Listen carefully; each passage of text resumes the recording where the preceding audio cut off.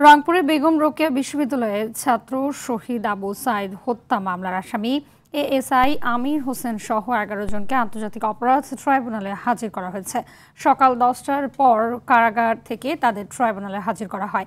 এ মামলায় আরও হাজির করা হয়েছে কনস্টেবল সুজন চন্দ্র রায়, ছাত্রলীগ নেতা শফিকুল ইসলাম ও ইমরান হোসেনকে। যদিও এই মামলায় তদন্ত শেষ করতে না পারায় এরই মধ্যে সময় আবেদন করেছে প্রসিকিউশন। এর আগে গাজীপুরের কোনাবাড়ী থানার পাশে কলেজ ছাত্র হৃদয়কে গুলি করে হত্যা মামলায় কোনাবাড়ী থানার সাবেক ভারপ্রাপ্ত কর্মকর্তা K M Ashraf Uddin, constable Shafiqul Islam, constable Akram Hossain, constable Fahim ও কনস্টেবল মাহমুদুল হাসান সজীবকে ট্রাইব্যুনালে হাজির করা হয়েছে। এই মামলায় তদন্ত শেষ করতে না পারায় সময় আবেদন করেছে প্রসিকিউশন। অপরদিকে যাত্রাবাড়ী এলাকায় একটি হত্যা ও মানবতা বিরোধী অপরাধ মামলায় পুলিশের সহকারী কমিশনার তানজিল আহমেদ ও সাবেক ওসি আবুল হাসানকেও ট্রাইব্যুনালে হাজির করা হয়েছে। এ মামলায় তদন্ত শেষ হয়নি।